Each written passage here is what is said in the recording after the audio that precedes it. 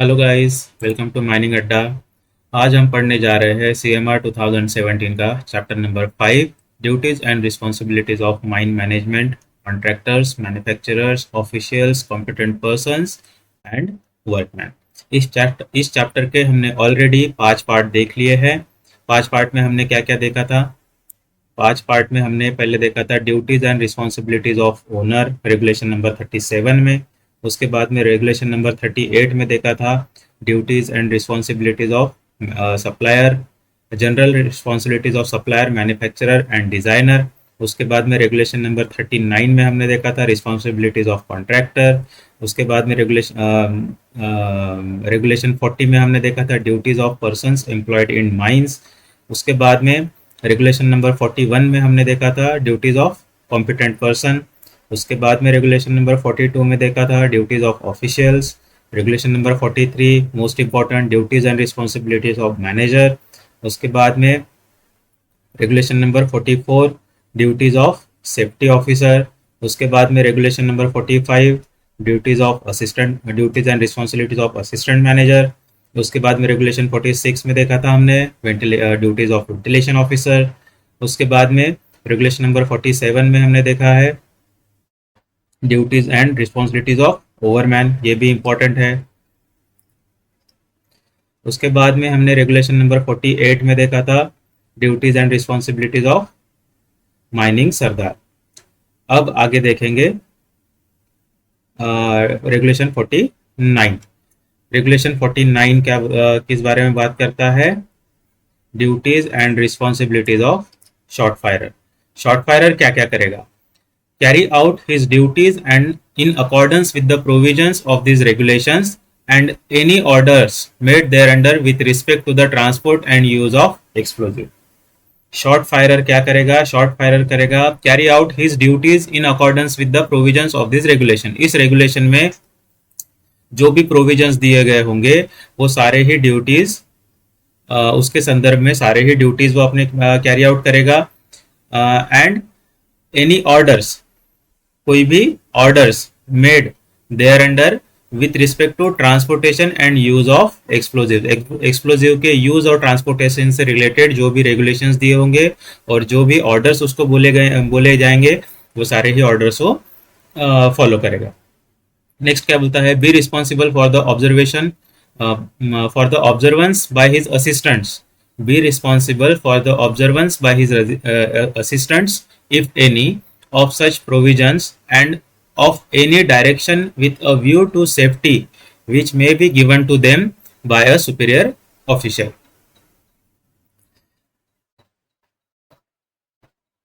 हाँ, short firer क्या क्या करेगा? शॉर्ट फायरर रिस्पॉन्सिबल रहेगा for the observance by his assistants. उसके असिस्टेंट्स जो भी रहेंगे अगर है तो उसका उनका जो भी ऑब्जर्वेशन उनका ऑब्जर्वेशन के लिए भी रिस्पॉन्सिबल रहेगा कौन? शॉर्ट फायरर रहेगा अगर कोई असिस्टेंट्स दिए गए हैं तो। और such provisions and of any directions with a view to safety which may be given to them by a superior official. कोई भी सुपीरियर ऑफिशियल ने अगर कोई भी डायरेक्शन या प्रोविजंस दिए होंगे या कोई भी डायरेक्शंस दिए गए होंगे सेफ्टी से रिलेटेड उन असिस्टेंट्स को, तो उस चीज के लिए भी वो ऑब्जर्वेंस रहेगा। Next, not hand over any explosives to any unauthorised person. Shot firer क्या करेगा? शॉर्ट फायरर कोई भी एक्सप्लोजिव जो है वो कोई भी अनऑथराइज्ड पर्सन को हैंड ओवर नहीं करेगा। Next, ensure that clay, sand or other suitable stemming material is available in sufficient quantities at convenient places. जो स्टेमिंग मटेरियल जो होता है, स्टेमिंग मटेरियल हम लोग जो ब्लास्टिंग के टाइम पे यूज करते हैं उसमें क्या क्या यूज करते हैं? जनरली क्ले या सैंड यूज करते हैं या कोई भी और मटेरियल, सुटेबल स्टेमिंग मटेरियल वो अवेलेबल है कि नहीं सफिशिएंट क्वांटिटी में, वो भी इंश्योर करेगा शॉर्ट फायरर। वो भी कन्वीनियंट प्लेसेस पे होना चाहिए। ये रेगुलेशन नंबर कौन सा शुरू है? Regulation number 49। Next, be present when shots are being charged and stemmed. जब भी शॉट्स जो है, शॉट होल्स जो है वो चार्ज किए जा रहे हैं और उनकी स्टेमिंग की जा रही है तो वहां पे वो प्रेजेंट रहेगा। And shall himself fire the shots. वो खुद शॉर्ट फायरिंग करेगा, किसी और को नहीं देगा। Be responsible for when a shot has misfired, जब भी मिसफायर होगा तो उस केस में for seeing that the place is adequately fenced. Misfiring के केस में क्या होना है, वो रिस्पॉन्सिबल रहेगा किस चीज के लिए कि जो जगह है मिसफायर, जिस जगह पे हुआ है उसको एडिक्वेटली फेंसिंग किया गया है कि नहीं, and that the provisions of regulation 204 are strictly observe. 204 regulation में जो भी प्रोविजंस दिए गए हैं वो स्ट्रिक्टली ऑब्जर्व किए गए हैं कि नहीं, उन सारी चीजों के लिए शॉर्ट फायरर रिस्पॉन्सिबल रहेगा।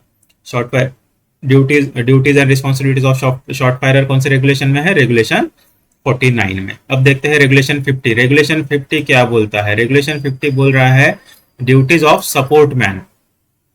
The support man shall carry out the orders of the manager, manager के या फिर असिस्टेंट मैनेजर के, ओवरमैन के, माइनिंग सरदार और अदर कॉम्पिटेंट पर्सन, इनके सारे ही ऑर्डर्स जो है वो उनको कैरी आउट करेगा, उनका पालन करेगा with respect to the securing of roof and sides.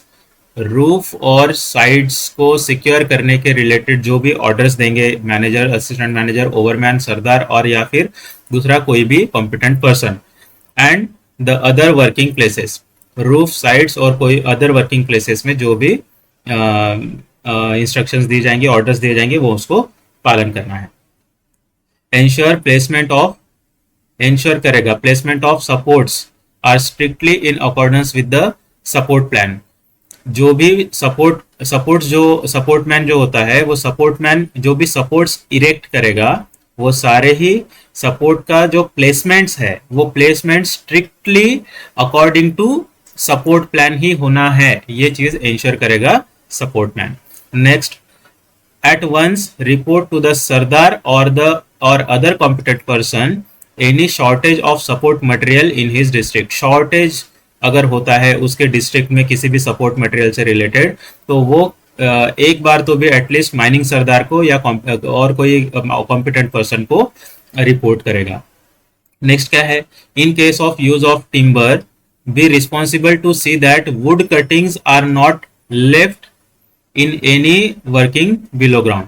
Would cuttings जो भी है, जो टिम्बर अगर यूज कर रहे हैं सपोर्ट के लिए, तो उसके वुड कटिंग्स कोई भी अंडरग्राउंड में ना छूटे, वो सारे ही ऊपर लाना है। तो वुड कटिंग्स जो भी है वो अंडरग्राउंड में ना छूटे, इसके लिए रिस्पॉन्सिबल कौन रहेगा, सपोर्टमैन रहेगा। ये था रेगुलेशन 50, ड्यूटीज ऑफ सपोर्टमैन।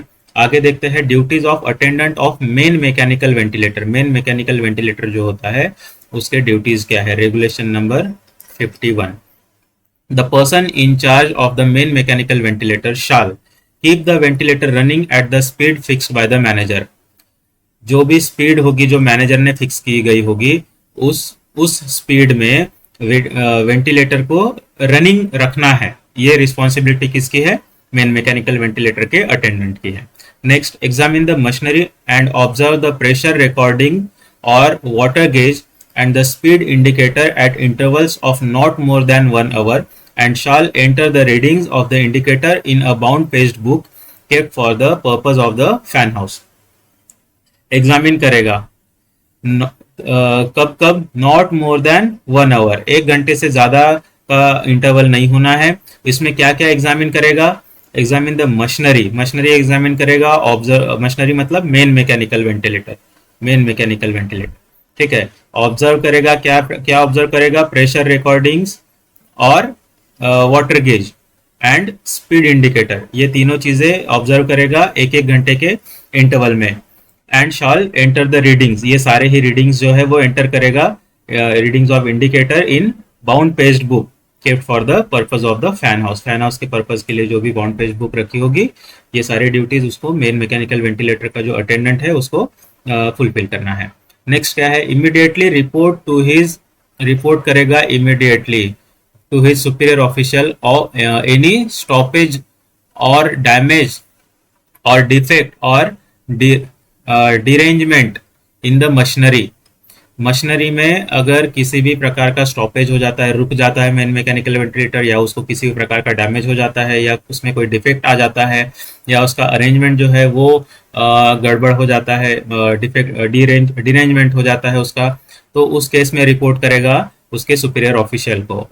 और any unusual variance in the water gauge और अदर इंडिकेटर्स, जो भी इंडिकेटर्स है, वाटर गेज हो गया, फैन स्पीड हो गया, ये सारे ही इस टाइप के जो भी इंडिकेटर्स है, उसमें अगर किसी भी प्रकार का वेरिएशन आता है तो वो भी shall also immediately report to him any unusual circumstances in regard to the mine ventilation which may come to his notice. Next, not leave his place until relieved by a duly appointed substitute where the ventilator is continuously operated. Where the ventilator is continuously operated. अगर हाँ, जब तक उसको कोई reliever आके relieve नहीं करता है, उसका जो सब्सटीट्यूट आके उसको रिलीव नहीं करता है, तब तक वो अपनी जगह नहीं छोड़ेगा. नेक्स्ट, ये था regulation number 51. Regulation number 51 related to duties and responsibilities of attendant of main mechanical ventilator. Next देखते हैं रेगुलेशन नंबर 52 में क्या दिया है. 52 में क्या दिया है, ये 51 था. Duties of lamp room incharge. Lamp room incharge जो है उसके ड्यूटीज क्या है. The person incharge of safety lamp room shall be responsible for ensuring that all lamps in the safety lamp room including safety lamps are properly maintained as per manufacturer's specification and in accordance with the provisions of this regulation. Regulation में जो भी provision दिए होंगे उसके according to, और manufacturer ने जो भी स्पेसिफिकेशंस स्पेसिफाई किए रहेंगे उसके अकॉर्डिंगली जो भी सेफ्टी लैंप्स उस लैंप रूम में है वो प्रॉपरली मेंटेन हो रहे हैं या नहीं, ये इंश्योर करने के लिए रिस्पॉन्सिबल कौन रहेगा. लैंप रूम इंचार्ज रिस्पॉन्सिबल रहेगा. नेक्स्ट क्या है. See that the safety lamp is kept in a neat and tidy condition. Neat और टाइडी कंडीशन में सेफ्टी लैंप रखना है, ये देखेगा. And that all damaged and defective gauges, glasses and other parts of safety lamp are not kept and stored in such room. जो भी safety lamp की room रहेगी उसमें डिफेक्टिव जो भी गेजेस, ग्लासेस और दूसरे पार्ट्स है वो उस सेफ्टी लैंप रूम में of safety lamps are not kept in such a room. उस रूम में वो नहीं स्टोर होंगे, वो सेपरेटली स्टोर किया जाएगा, उस रूम में नहीं रहे.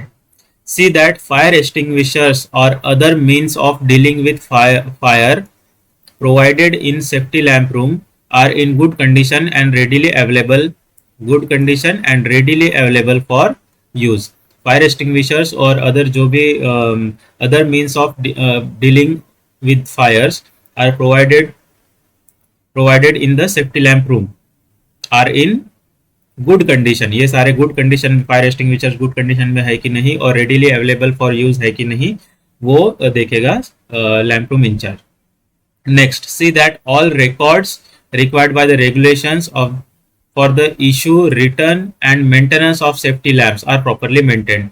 सेफ्टी लैम्प का इशू से रिलेटेड, रिटर्न से रिलेटेड और मेंटेनेंस से रिलेटेड जो भी रेगुलेशन में रिकॉर्ड्स के बारे में बोला जाता है वो सारे ही रिकॉर्ड्स प्रॉपरली मेंटेन किए जा रहे हैं कि नहीं, वो भी लैंप रूम इंचार्ज देखेगा. See that every person going below ground is provided with a lamp having adequate charge to sustain at least whole of the shift. Lamp room incharge की रिस्पॉन्सिबिलिटी है. लैंप रूम इंचार्ज क्या देखेगा कि जो भी persons underground जा रहे हैं उन जाने वाले पर्सन्स को, वर्क पर्सन्स को या ऑफिशियल्स को या मैनेजर्स को लैंप हैविंग एडिक्वेट चार्जिंग होनी चाहिए. जो भी लैंप उनको प्रोवाइड किया जा रहा है जिसमें कम से कम इतनी बैटरी तो हो कि एटलीस्ट एक shift, whole of the shift, एक शिफ्ट तो वो पूरे के पूरे चल जाए, उसके पहले डिस्चार्ज ना हो.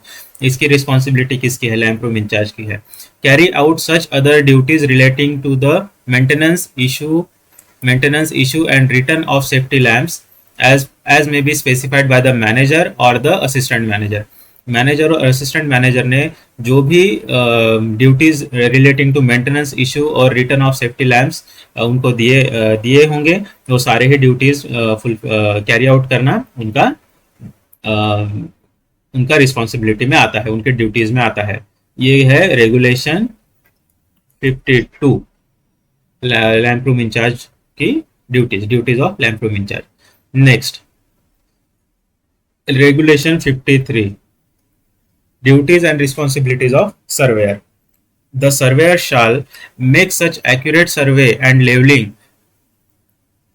and prepare such plans and sections and tracings thereof as the manager may direct or as may be required by the act or by the regulation or orders made thereunder, and shall sign the plans, sections and tracings and date his signature.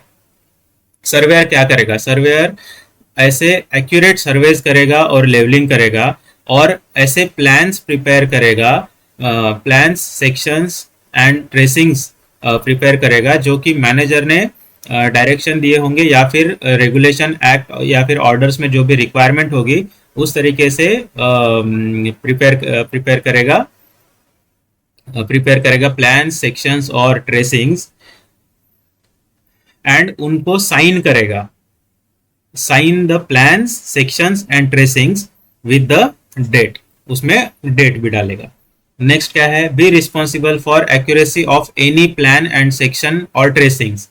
कोई भी plan, section या ट्रेसिंग्स के accuracy के लिए responsible कौन रहेगा? Surveyor रहेगा। That has been prepared और साइंड बाय हिम, जो भी उसके द्वारा बनाया गया होगा और साइन किया गया होगा उसकी एक्यूरेसी के लिए वो रिस्पॉन्सिबल रहेगा। Next, the surveyor shall record in a bound page book kept for the purpose the full facts when working of the mine have approached to about 120 meter from the mine boundary or from disused or waterlogged workings। हाँ, surveyor record में क्या क्या रखेगा? Surveyor अपने पास में एक record रखेगा, record bound page book रहेगी रिकॉर्ड के लिए।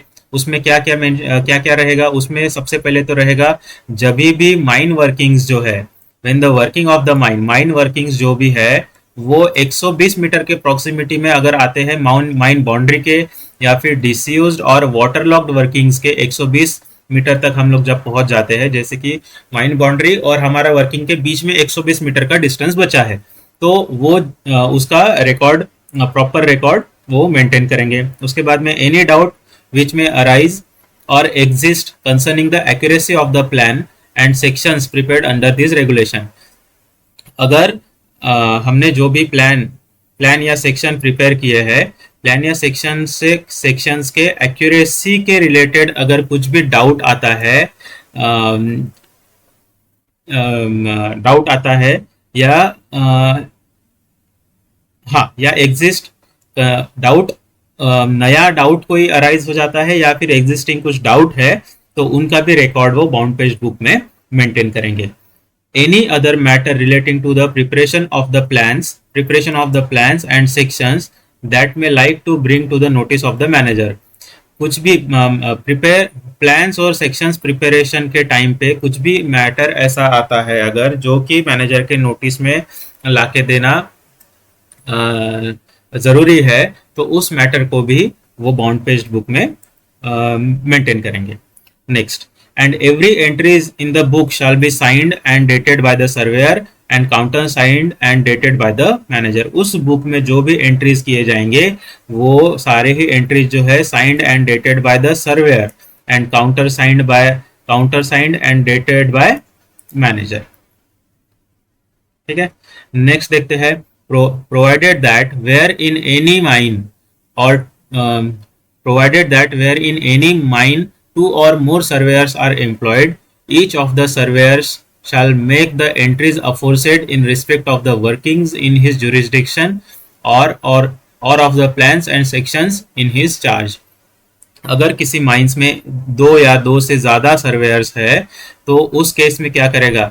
ईच ऑफ द सर्वेयर, सारे ही उनको जो भी से अपने अलग अलग सेक्शंस, डिस्ट्रिक्ट्स अगर बांटे होंगे, अलग अलग वर्किंग एरिया अगर उनको बांटा होगा, तो उनसे रिलेटेड सारे ही अपने रिस्पेक्टिव वर्किंग्स से रिलेटेड और उनके जुरिस्डिक्शन में जितना भी एरिया आ रहा है, वर्किंग्स आ रहे हैं और जितने भी प्लान्स और सेक्शंस के वो इंचार्ज है उससे रिलेटेड सारे ही एंट्रीज उस बाउंड पेज बुक में करेंगे। सभी लोग करेंगे, सभी surveyor's. Nothing in sub-regulation 2 shall absolve the owner, agent or manager of his responsibility under the provisions of the act and under these regulations or orders made thereunder. इसमें जो भी surveyor के रिस्पॉन्सिबिलिटीज ड्यूटीज भले जो भी दिए रहेंगे, लेकिन इसमें से कुछ भी कोई भी ऐसी ड्यूटी नहीं है जो कि मैनेजर, ओनर या फिर एजेंट को अपने ड्यूटीज से या फिर अपने रिस्पॉन्सिबिलिटीज से एब्सॉल्व करती है। उनको मतलब होलसेल रिस्पॉन्सिबल सर्वेयर को नहीं रखा जा सकता। ठीक है, ओके गाइस, तो अभी इस पार्ट के लिए इतना ही। इसके आगे का हम लोग देखेंगे नेक्स्ट पार्ट में। Thank you so much.